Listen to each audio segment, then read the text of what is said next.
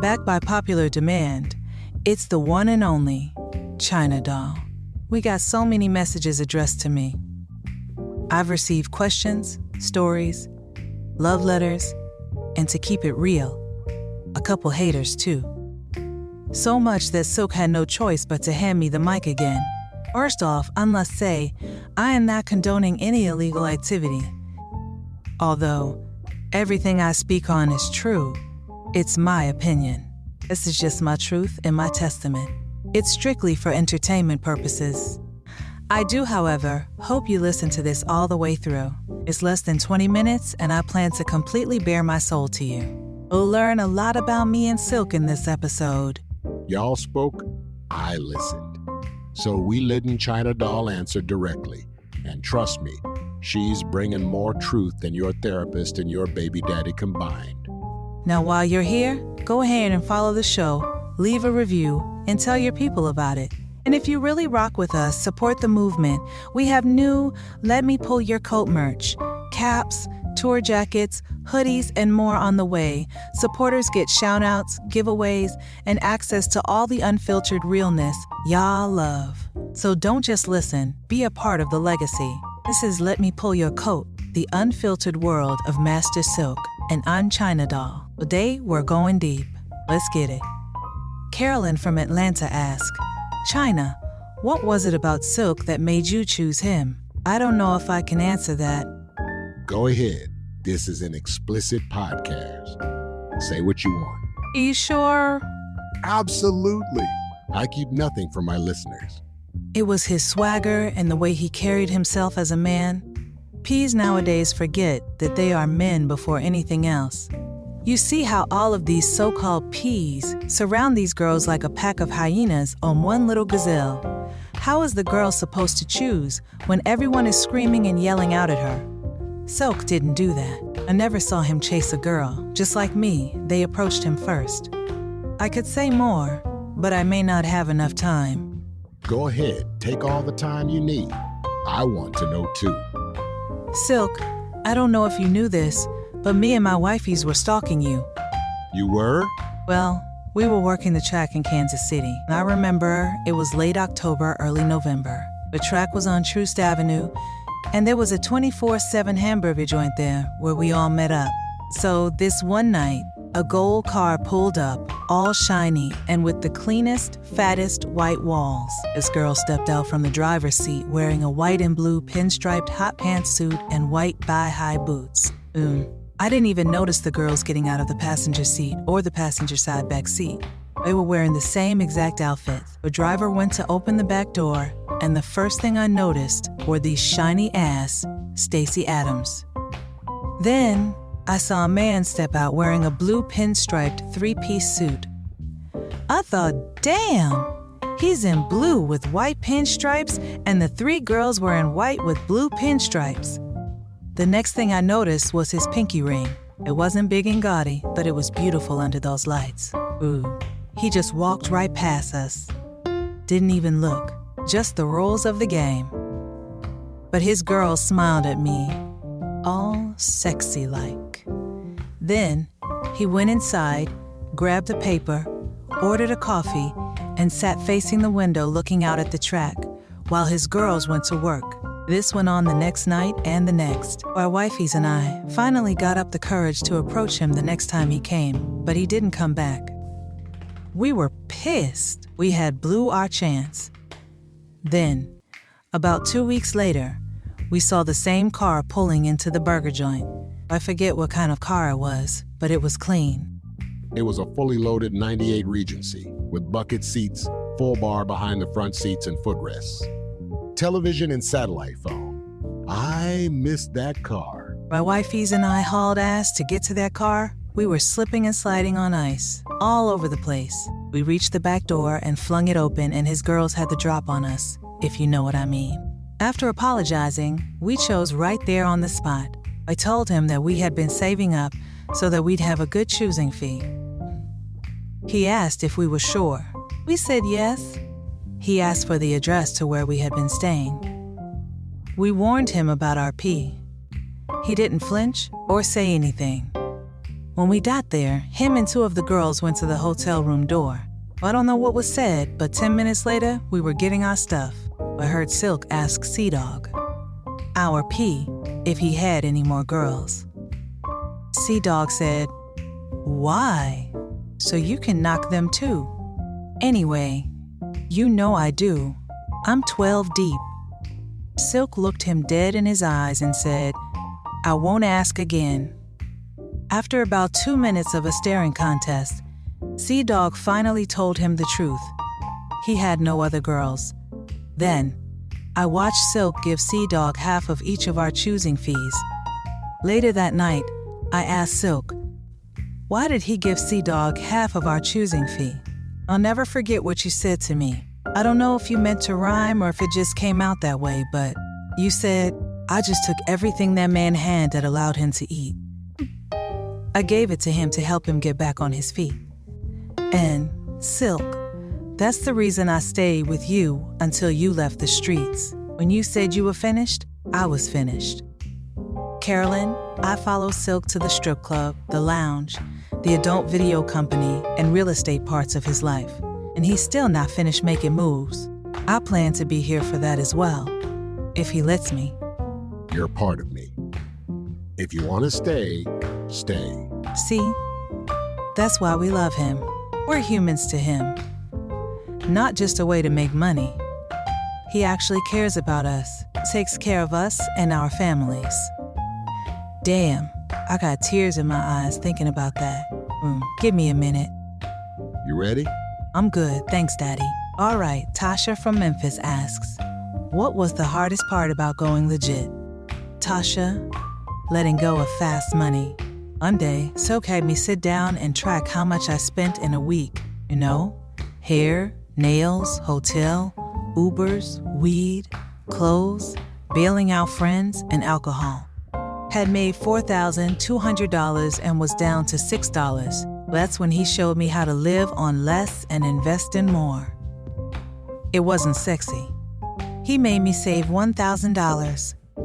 It took a minute, but that $1,000 he made me put in an index fund in 2014, it's now worth over $7,000. Hardest part was realizing real money takes time, but it stays with you. Marcus from Detroit asks, "Were you ever scared to leave the game?" Absolutely. I was more afraid of being broke than being dead. The game gives you structure, even if it's toxic. But Silk had me write down a 90-day plan. We did vision boards. He even came to my first job interview when I applied for a front desk position. And when I got hired, he sent flowers. Who else does that for a former 304? If it wasn't for him being more patient than my trauma, I'd still be caught in that loop.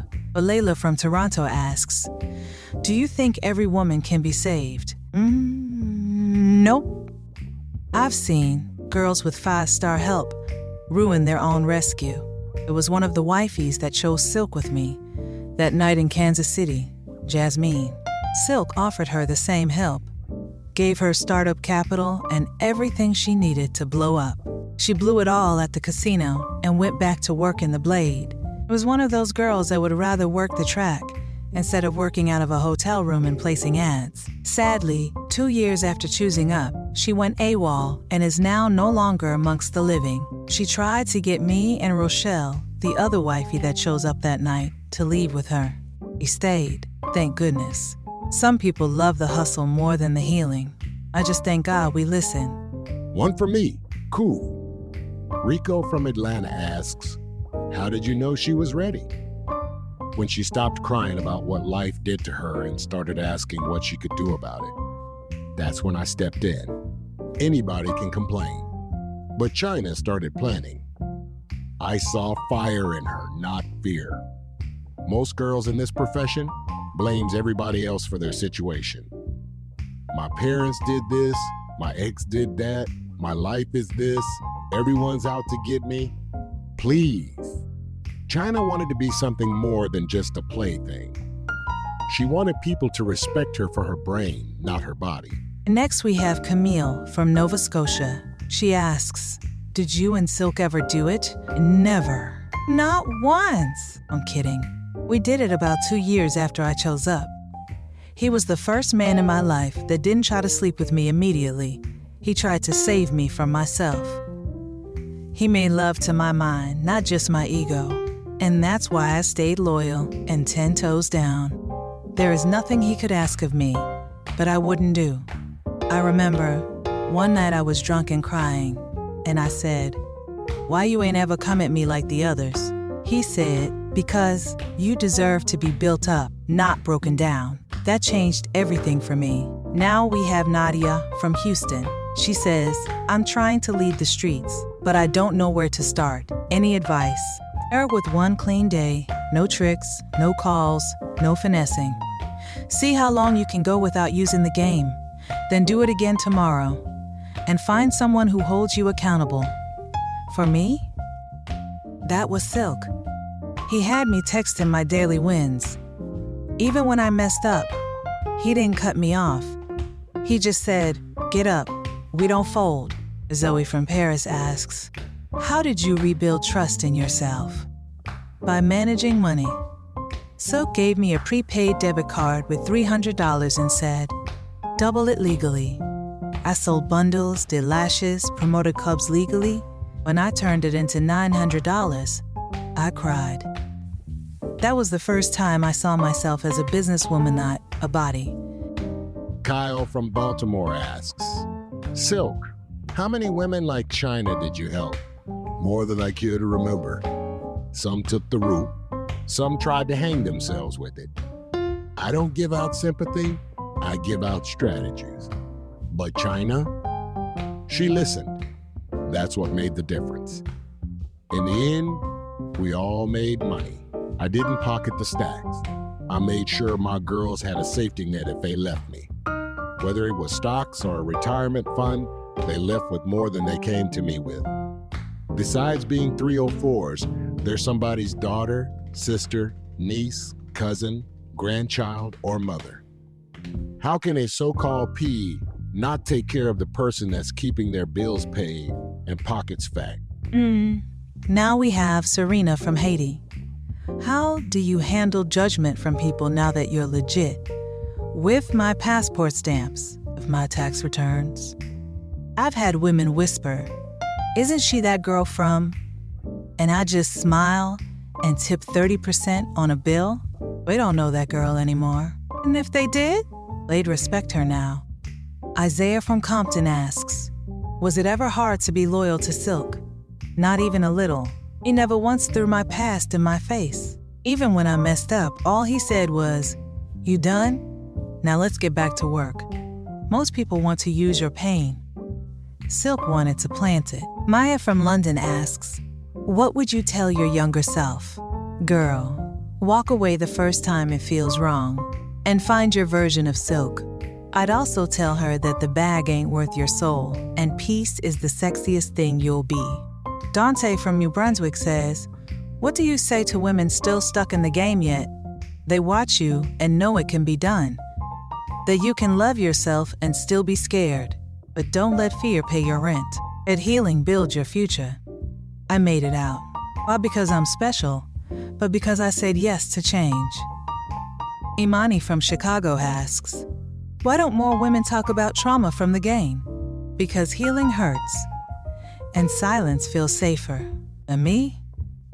I talk because Silk gave me the space to do so. I was raped at 17 by a regular, and I buried it for years.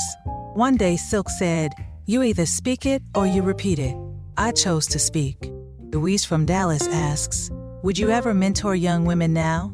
I already do. And the first thing I teach is legacy. I even have girls come over. We do vision boards and budget nights. I tell them, if it wasn't for Silk, I'd be tricking by the gas station. Instead, I'm buying property next to it. Kiara from Miami asks, do you think a woman can love herself and still be in the game? You can love yourself, but the game keeps you fragmented. By selling pieces of yourself you'll never fully get back. I didn't start truly loving myself until I opened my own salon. When I saw my name on the lease, that's when I knew I loved every scar, every step, every lesson. Time for your coat pull of the week. Look, I don't care how deep in the game you are. If somebody hands you a tool to make your life better and you toss it for temporary comfort, you're choosing your prison. Let's keep it 100. If you've been with your P longer than 6 months to a year and you're still walking the blade, you need to elevate yourself and your situation. The blade is a starting point. It's not meant to be a career choice. If you can't see, touch, or believe in what you're jumping in and out of strangers' cars for, then you're in a never-ending loop that will repeat itself every day. That is, until you get arrested, get a disease, or worse yet, unalived. Loyalty ain't just about sticking around. It's about sticking to growth. Pull your own damn coat before life yanks it off of you. This week's shoutouts: Brian A. from Miami. You rock that hoodie like a boss. Respect for repping the brand and the message. Eunice R. from Oakland. Your donation came right on time. Much love for investing in the truth. Before I dip, I gotta show love to a few real ones. Keisha L. from Birmingham, UK.